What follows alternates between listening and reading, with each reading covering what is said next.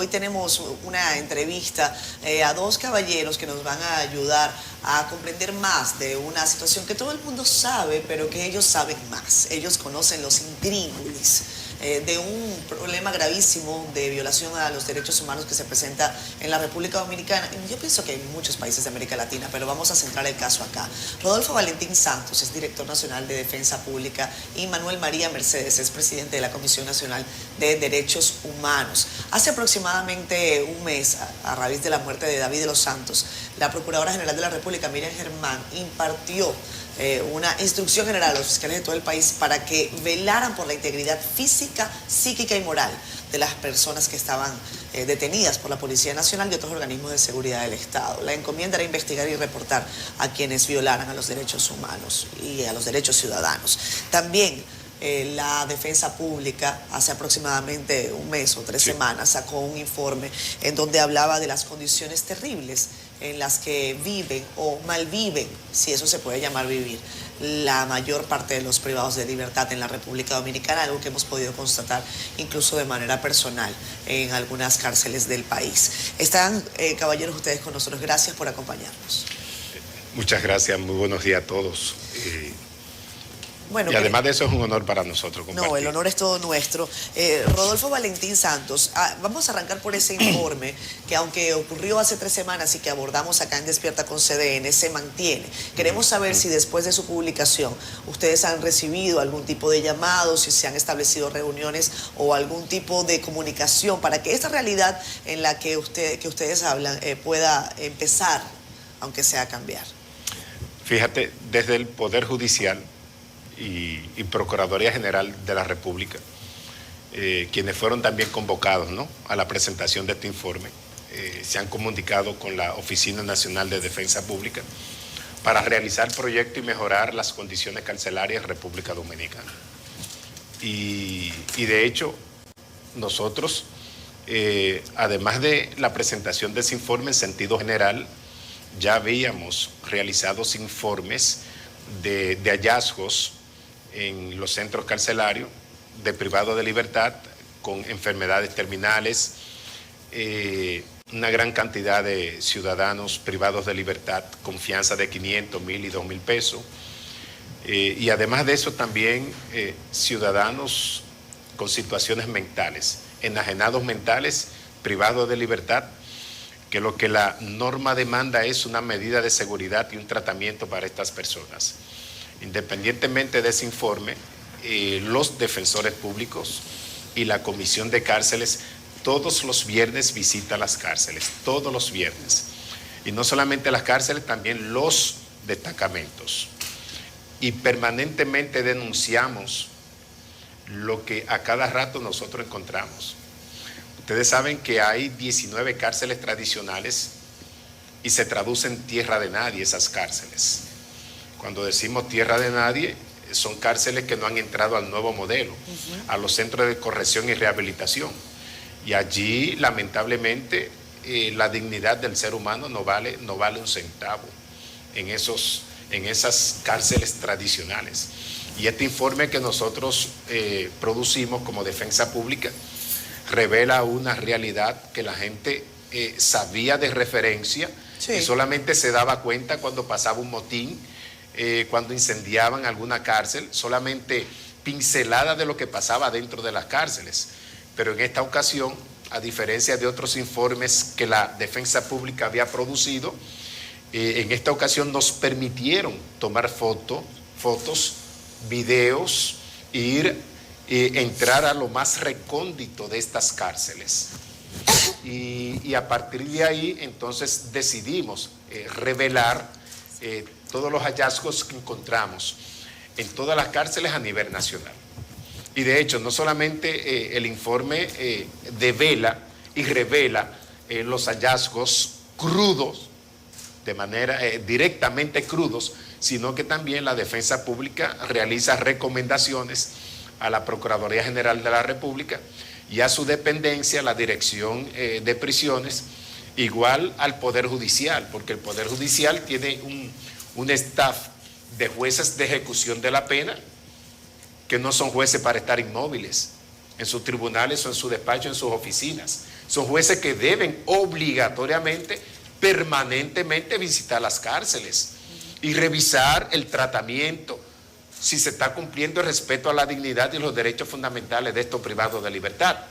Entonces, este informe revela que es escasa o ha sido escasa antes de este informe las visitas de los jueces de ejecución de la pena para los privados de libertad, porque ellos entran en acción luego de que una persona es condenada o es condenada definitivamente.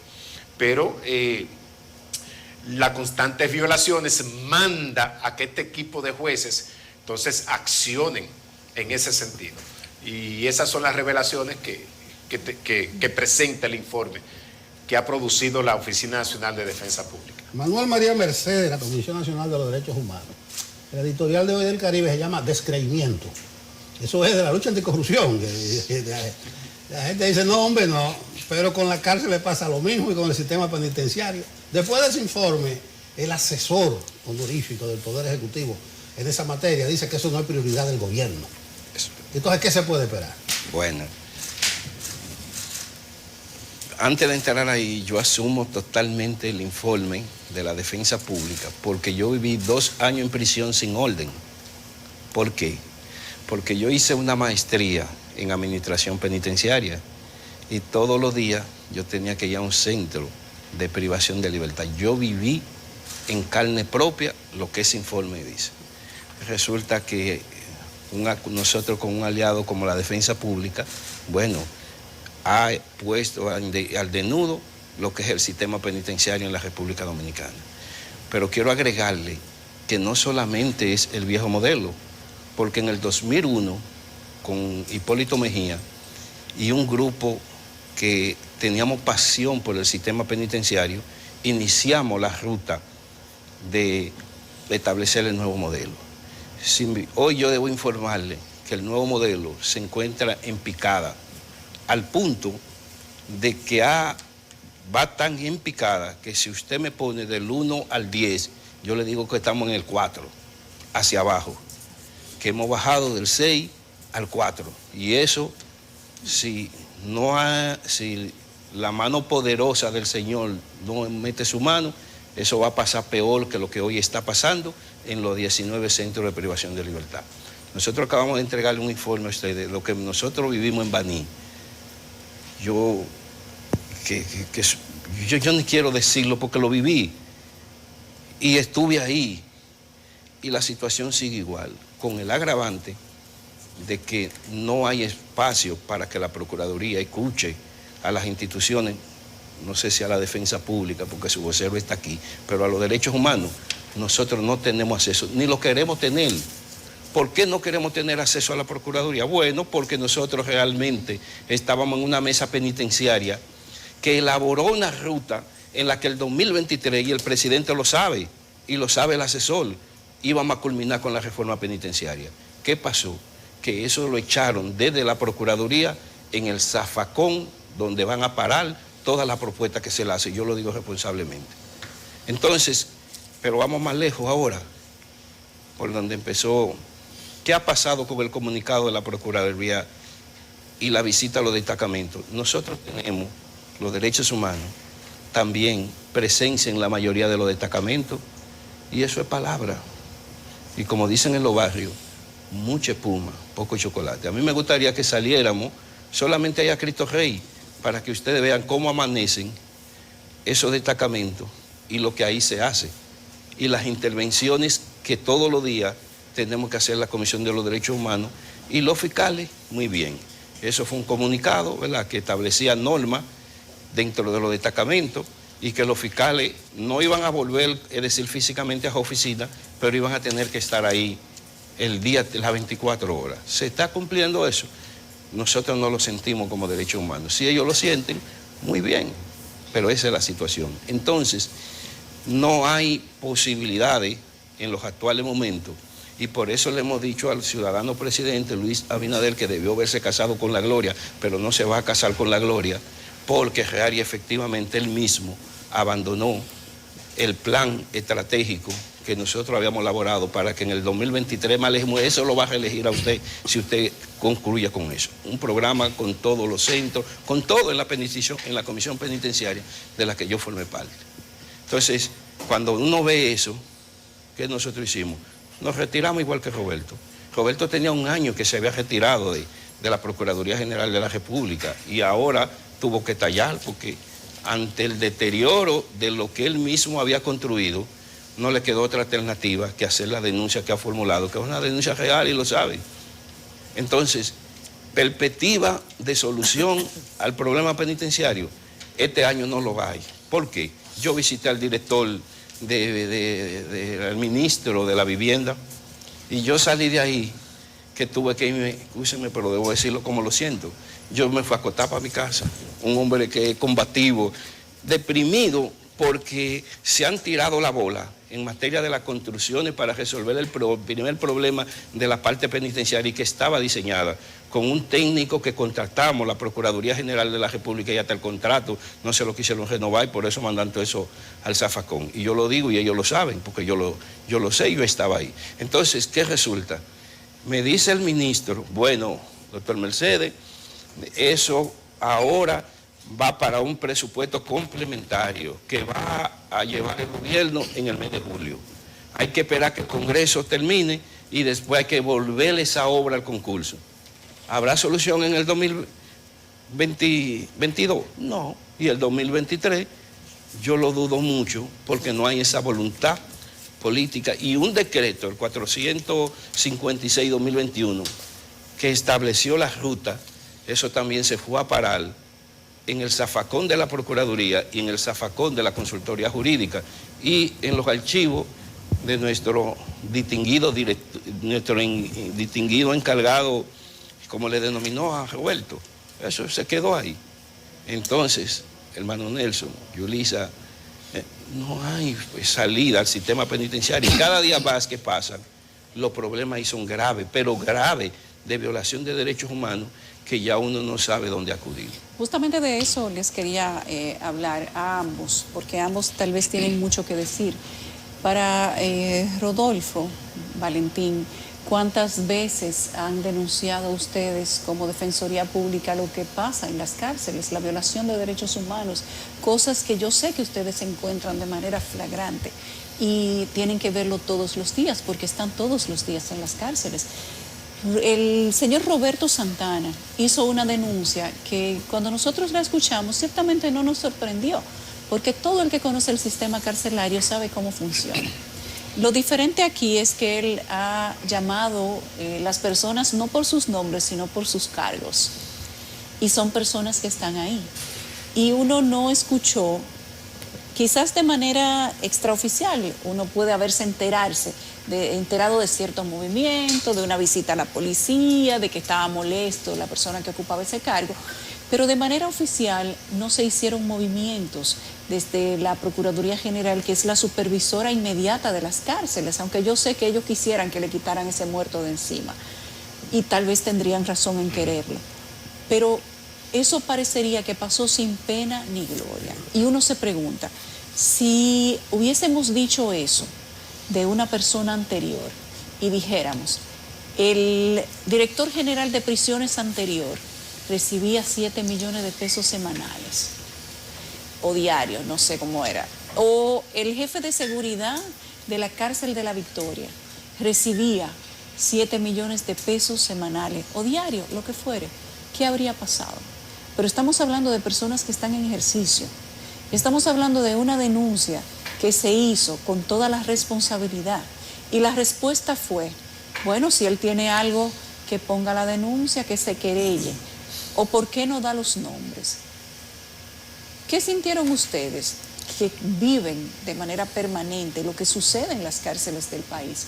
Y que finalmente ustedes pueden saber si esto que dijo Roberto Santana es cierto o no, porque ustedes ven cómo se mueven las cosas, aunque quizá no sepan la cifra, pero ustedes pueden saber si hay cosas que se pueden permitir dentro de las cárceles de manera gratuita. Mira, y cuando nombraron asesor a Roberto Santana, el Poder Ejecutivo, en materia penitenciaria, y Roberto Santana es un experto en la materia. Yo escuché el discurso del presidente de la República y entendí que había mostrado interés para el sistema penitenciario. Y digo yo, bueno, esto se va a resolver porque es como tú dices al principio. Nosotros permanentemente realizamos acciones por las innumerables violaciones de derechos fundamentales que hay en esos centros. Y yo pensé, como director de la defensa, que iba a mejorar el sistema penitenciario. Pero lamentablemente, aquel proyecto de humanización de los privados de libertad se frizó en el tiempo. Y lamentablemente, el principio de progresividad de los derechos humanos manda a los estados a que este espacio de personas puedan tener acompañamiento para modelar, para cambiar, para transformar sus conductas. Sin embargo, con el sistema penitenciario que tenemos en República Dominicana es imposible. Por eso la reincidencia es alta aquí en República Dominicana. Porque si nos vamos al fin de la pena, que es la reeducación, rehabilitación, y luego la reinserción social, no pasa aquí. En estas cárceles no pasa en República Dominicana. Entonces, ¿cómo tú le puedes exigir a una persona que viene de un barrio sin educación, que nació en el delito, en el crimen, que entre a una cárcel? Porque eso es fácil. Aquí el sistema de justicia es fácil entrar, es difícil salir. Sí, es muy difícil. Pero que el sistema tampoco te acompaña a que tú cambies la forma de pensar y tu conducta. Al contrario, te invita a que le peores. Totalmente, todo lo contrario. Tú eres un infractor primario por algún caso de bagatela.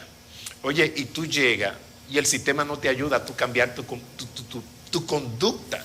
Entonces, todo lo contrario, sí, todo lo contrario, te maltrata, tratos crueles, inhumanos, degradantes, te encierran en una celda de castigo para 1 o 2 personas y encierran 30 personas allí sin ventilación. Entonces, ¿cómo quiere el Estado que esa persona no vuelva a delinquir o salga con algún sentimiento o resentimiento de odio de estar privado de libertad? Porque yo pregunto, ellos nacieron delincuentes, pidieron ser delincuentes. ¿Qué tipo de necesidad los llevó a ellos a delinquir? Entonces, ese tipo de situación en los centros carcelarios que tengan programas de reeducación, ese tipo de pensamiento y conducta transforma al hombre. Pero nosotros no tenemos ese tipo de programa. Entonces vuelven a reincidir, vuelven al delito, vuelven al crimen. Entonces sí es fácil perseguir, imputar, acusar y encarcelar. De hecho, yo siempre he dicho que el sistema entiende que la política de prevención a la criminalidad es el encarcelamiento. Entonces están totalmente equivocados, porque de 13 millones de habitantes que hay en República Dominicana, señores, no se puede resolver 26,000 personas privadas de libertad. Es increíble. Bueno, quiero preguntar, el doctor Mercedes nos trajo, prácticamente dice, está calientico todavía, este informe sobre la situación penitenciaria en el Centro de Privación de Libertad de Baní. Ustedes están recomendando, doctor, entre otras cosas, que se construya de manera urgente un nuevo centro de corrección y rehabilitación con una capacidad de al menos 1,000 internos. Estamos hablando de un centro que se construyó en la época de Trujillo, que no era sino un cuartel militar y terminó siendo una cárcel pública. ¿En teoría preventiva o no? Sí. En teoría preventiva. Ahí el espacio da para 150 personas según los estudios que ustedes han establecido y en este momento hay más de 800 personas. Así. El diagnóstico que ustedes hacen es que ahí no hay baños con condiciones mínimas, que no hay áreas de lavado. Es para que la gente se pueda hacer una idea, un dibujo. Piensen por un momento en donde quiera que ustedes se encuentren, en la tranquilidad de su hogar, con mucho o poco que ustedes tengan, pero piensen en estas condiciones. Sin áreas de lavado para asear su ropa, con un hacinamiento que en donde debería haber 1, probablemente hayan 8, más o menos ese es el cálculo. Correcto. Sí, están denunciando espacios para comprar una cama. Para usted dormir, usted tiene que pagar. Y oiga cuánto tiene que pagar. ¿Y quién paga? Su familia afuera. ¿Cómo lo consigue? Adiós, gracias. Veremos. Y ahí se incluyen múltiples formas, ¿no? Entonces, tienen que comprar un espacio en una cama. El costo es de 50,000 a 300,000 pesos mensuales. De 50,000 a 300,000 pesos. Billete sobre billete. Así mismo. Digo yo, para saber si hay cuentas bancarias también a donde se hacen transferencias o no. ¿Habrán? Habrá, Las hay. claro que lo hay. ¿A quiénes? A quienes comandan el centro. A los internos que también responden a otra estructura carcelaria. Eso lo sabe todo el vivo. Eso lo sabe la Procuraduría. Eso lo sabe el amigo Roberto Hernández. Eso lo sabe todo el vivo en la República Dominicana. Después, algunas otras limitaciones para que sigan dibujándose el escenario dantesco por demás, que se repite en 19 cárceles del país. No en uno ni dos, no es que 900 personas están pasando trabajo, no. ¿Cuántas personas en total aproximadamente en las 19 cárceles están en estas condiciones? Estamos hablando del 50-55%. De la población carcelaria. Claro, porque el viejo modelo Sí, tiene aproximadamente entre 14,000 y 15,000. exacto. De un chin, Valentín, O que sea, son estamos hablando de 27,000. son como 27,000 personas detenidas, Correcto, si no me equivoco. correcto. Sí, correcto. son 17,500. Ahí está. 17,500. Bueno, no hay dispensario médico, no hay medicinas, hay personas enfermas que no se pueden movilizar, o sea, prácticamente hay que arrastrarlas, porque no hay una silla de rueda allá adentro. Así Entonces, si los presos se cansan, ¿qué pasa? Los arrastran. Así es. Eso es así. No hay medicamentos desde hace meses. Condiciones infrahumanas en celdas de castigo. Hay algunas celdas, algunas cárceles que le dicen la plancha. Para la plancha va. En un espacio prácticamente, bueno, que no hay baño, que no hay luz, que no hay oxígeno, pueden haber 5, 6, 7 personas en 2 metros cuadrados, aproximadamente. Imagínenlo. Menos. O menos. No hay, las camas son un lujo, ya lo vieron ustedes, entre 50 y 300,000 pesos. El informe de la Defensa Pública hablaba de 40% de la población carcelaria durmiendo en el piso. En el piso. Piénselo esta noche cuando usted se acueste en su cama. Como era que decía Jean Alain en la pregunta que le hizo Nuria, no es para un resort que va. Pero caramba. Entonces, ustedes Los están pidiendo extremos, ¿no? intervención urgente de la Procuraduría General de la República para que ordene al Ministerio Público, oigan, no pedir medidas de coerción cuando son delitos menores, hechos menores, porque tal y como han dicho los caballeros, es fácil entrar, pero qué difícil es salir. Agilizar acceso a los privados de libertad, a que hayan cumplido la mitad de su pena, aplicar lo dispuesto por la ley sobre permisos laborales. ¿Cuántas personas tienen ustedes en récord aproximadamente que incluso han cumplido su pena y que siguen presos? Le voy a decir lo que nos pasó hace una semana a la Defensa Pública. La Defensa Pública lleva un caso que era de un abogado privado. El joven duró 2 años privado de libertad. Y este joven finalmente fue condenado hace unas 4 semanas. Fue condenado a 30 días de prisión correccional y 2 años guardando prisión. Eso es en la provincia de Santo Domingo. Y nosotros como Defensa Pública le solicitamos a ese Ministerio Público de apellido Ignacio que no apelara la pena que le habían impuesto, porque fue a pena cumplida. ¿La apelaron? No, oigan esto. Que no la apelara por un sentido de humanidad. ¿Por qué de humanidad? Y de hecho, se conversó hasta con la juez de ejecución de la pena, y la juez de ejecución de la pena de la provincia de Santo Domingo también trató de hacer la diligencia y le requirió a ese Ministerio Público que no recurriera esa pena de 30 días con un joven ya de 2 años privado de libertad. Pero no solamente esto. Sobrepasaba la Enfermo. compensación. Terminal. Enfermo terminal. O sea, por un tema de humanización y sensibilidad, que no la recurriera para que la juez de ejecución de la pena inmediatamente ejecute esa libertad de ese joven y pueda ir a un hospital a ser atendido. Señores, este señor se hizo el indiferente y este joven murió. Este joven murió esperando su libertad. Estoy hablando, señores, que esto sucedió ¿Qué delito hace había cometido? prácticamente una semana. ¿Qué delito había cometido? Correccional, el tema correccional. ¿Mencionaste simple. el apellido de ese Ministerio Público? Sí, Ignacio, Ignacio. de la provincia de Santo Domingo.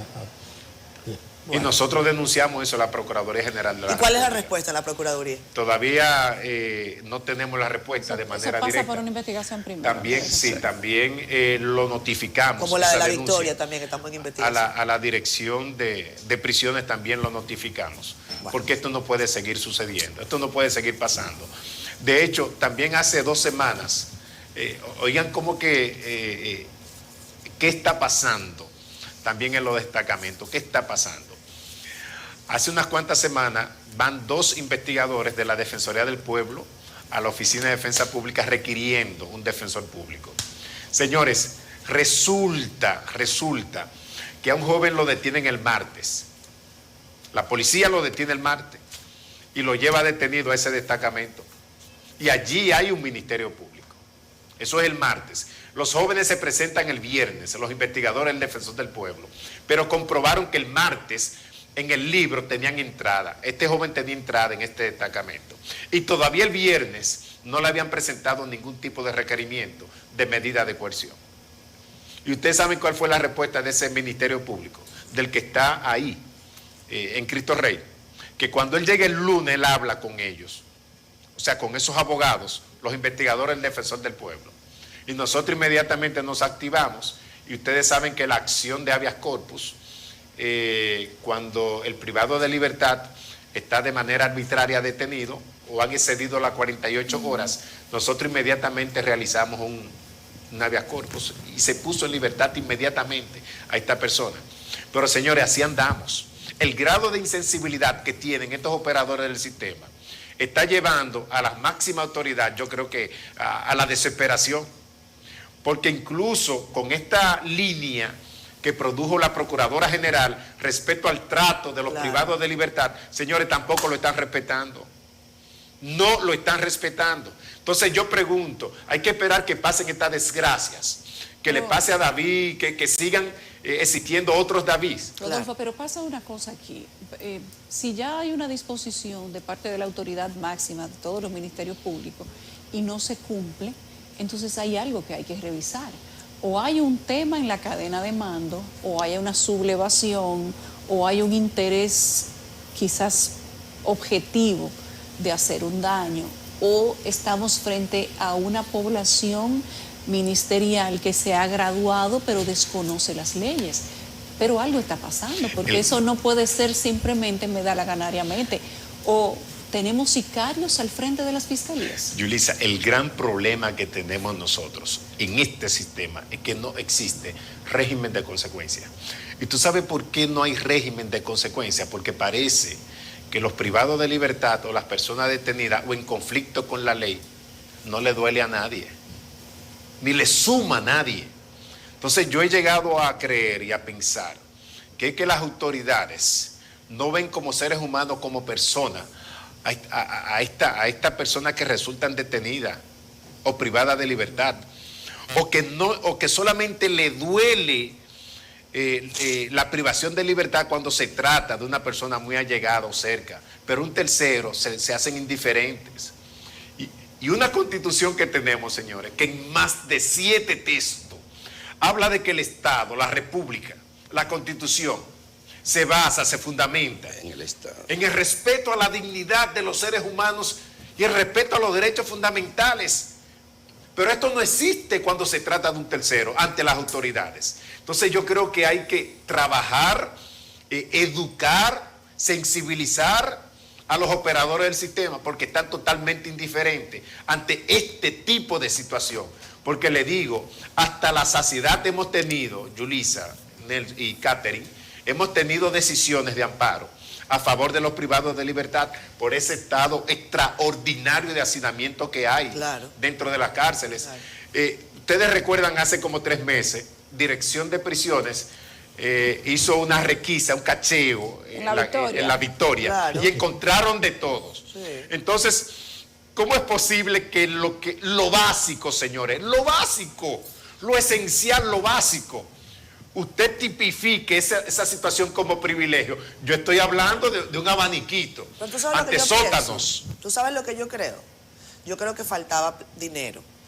Porque parece que faltaba dinero. Hicieron ese operativo, se llevaron la nevera y ahora vayan a la Victoria. Están otra vez adentro. Igualito. O sea, lo que pasa es que parece que había que recuperar Sí, plata. Había, es o sea, cíclico, había el falta tema de es recursos. cíclico, No, el no tema le es consigo cíclico. otra Sí, pero no hay explicación. un informe todavía, eso Por fue el eso. 31 de enero Sí. y no hay un informe, no pasó nada, como no ha pasado nada con la denuncia de Roberto y los 7 millones de Así pesos, es. grave. Y no lo va a ver. Y eso que ustedes describen, que habla de sicariato, de inhumanidad, de indolencia, y se preguntan qué es lo que está pasando en la calle con la delincuencia, con la violencia. Claro. Si la primera fábrica son las cárceles. Son los Y que- Lamentablemente, pero además para mantener la lamentablemente. vida en la cárcel, ¿cuánto dinero se necesita? Wow. ¿Qué persona de clase media y de clase baja puede pagar la vida de un interno? ¿Cuánto cuesta mantener vivo a un interno? Roberto Santana decía en su intervención de que un interno, por más pobre que sea, es un valor dentro de una cárcel. Totalmente. Y es así. El Es número. un valor dentro de una cárcel, señores. Es que desde que entran les cobran. Sí, entonces yo siento mucha preocupación con el sistema carcelario de República Dominicana. Está claro. Siento mucha preocupación porque no es posible que la respuesta a la tasa de criminalidad que hay en la sociedad dominicana sea encarcelar personas y tratarlo de esa manera. Señores, lo que debemos de fortalecer políticas públicas de prevención en la sociedad dominicana para evitar la criminalidad. Señores, solamente nos volvemos a hacer reuniones, proyectos, pero no pasamos de ahí. Una de las recomendaciones que nosotros establecemos en ese informe, 18 recomendaciones nosotros producimos en ese informe, y una de ellas es que la Procuraduría General de la República, así como Dirección de Prisiones, se reúnan con empresarios, con instituciones privadas públicas, que el gobierno a través del Ministerio de Trabajo o a través del Ministerio de Administración Pública, estas personas privadas de libertad que al momento de cumplir, que salen con un estigma dentro de la cárcel, señores, se le provea trabajo. Claro. Entonces eso no pasa, no tenemos ese sistema, no tenemos esa interacción, no se hace el mínimo esfuerzo para tener un programa de supervisión de aquellas personas que cumplen las penas. Ojalá tuviéramos del Yo otro quiero lado dos de esta minuticos parte. antes de concluir. Sí. Miren, nosotros tenemos una lista y podemos hacerla pública de que en este mismo momento hay más de 2.000 privados de libertad que deberían estar en su casa. Como dijo Rodolfo, yo me dolió y me volví ahí a los barrios, que dijo, la operación fue un éxito, pero murió el paciente. Yo me fui en la madrugada con ese caso y me amanecí porque no pude dormir. Y me fui a la fiscalía. Y le digo, oiga, hasta que a mí no me den esa certificación, yo no me voy de aquí, me declaro. Pues la certificación que no pudieron darla, que se la había solicitado la juez de la pena, que es una de las pocas de los 12 jueces de ejecución, que es la del Distrito Nacional y sobre todo de la Victoria. En una hora, a través del Ministerio Público, encontré uno que lo sensibilicé, le enseñé la foto y todo de él, me dieron la certificación. Llamo a la magistrada en su despacho. Manuel, es que tengo que ir, me tengo que llevar. Magistrada, espérese, magistrada Cena, deme un segundito, es que se va a morir. Cuando llegamos a las 4 de la tarde, yo inclusive hablé con Cruz y Minián para una ambulancia, porque el tipo ya estaba en sus últimas. Y entonces murió. Pero ahora mismo nosotros tenemos una lista de más de 100 privados de libertad que cumplieron su pena y están ahí por situaciones burocráticas. ¿Qué quiero resumir? ¿Qué salida nosotros estamos proponiendo?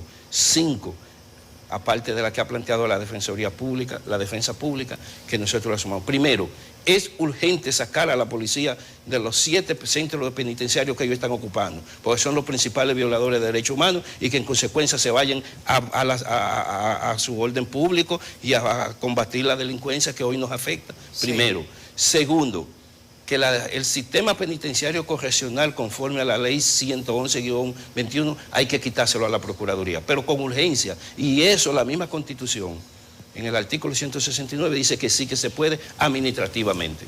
Tercero, estamos proponiendo también que el INACI debe ser también sacado de la Procuraduría de manera urgente. Y lo cuarto, estamos proponiendo, y como último, la necesidad. Si aquí no se retoma el espíritu del decreto 456 que dictó el Poder Ejecutivo, entonces ustedes abran un espacio, porque mensual, semanal o cuando ustedes así lo consideren, nos van a tener mareados sobre el mismo tema, porque no va a haber salida a la crisis penitenciaria que afecta a la República Dominicana. Bueno, muchísimas gracias, Manuel María Mercedes, presidente de la Comisión Nacional de Derechos Humanos, y Rodolfo Valentín Santos, director nacional de la Defensa Pública, por estar con nosotros durante esta mañana. Un tema sensible al que habrá que dedicarle muchos minutos y centimetraje en la prensa nacional, a ver si alguien escucha el campanazo. Difícil a veces es pensar que las cosas van a cambiar si todo se mantiene exactamente igual. Gracias, caballeros.